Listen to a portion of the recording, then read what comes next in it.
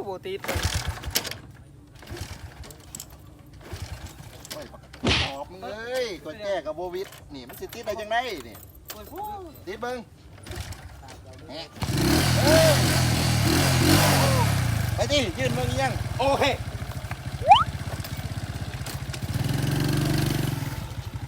ปักคำน้อยขี่มอเตอร์ไซค์จะแม่นขี่ไว้หลายน้อ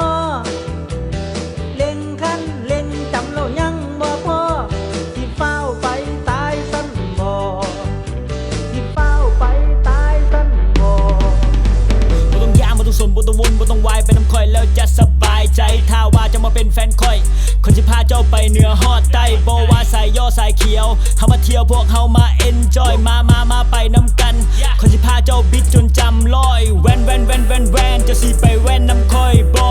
คนที่พาเจ้าขี่รถลิ้นคนที่พาเจ้าไปเลาะเครื่องรถคอยมันแหงคนที่พาเจ้ายกล้อบ่ต้องย่านไผมาแซงขนาดไฟแดงเขาก็ยังบ่รอปักคำน้อยขี่มอเตอร์ไซค์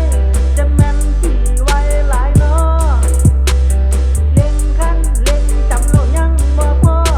ที่เฝ้าไปตายสั้นบ่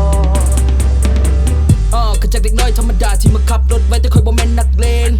สไตล์คอยบ่เลิศดูสิเกิดแต่บ่ค่อยแพ้กันยันคอยเป็นกันเองอยากจะพาเจ้าไปเที่ยวแต่เงินติดทงมันยังมีแต่แสนเดียวเวลาหิวข้าวยังได้กินแต่ไข่เจียวถ้าคอยได้คบเจ้าก็จะมีแต่ฮักเดียวเอ้ย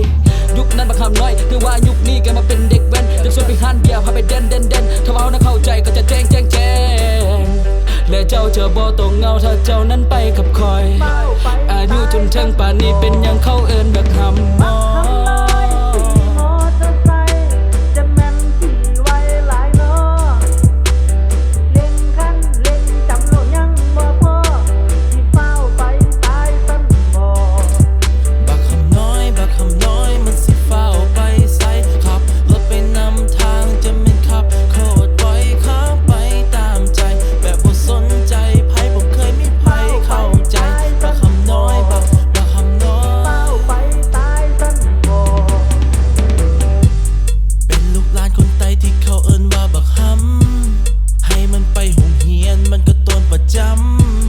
พ่อแม่บอกสอนให้ตั้งใจห้ำเฮียนขี่รถไว้เรื่องเดียวที่มันขยันมันเพียร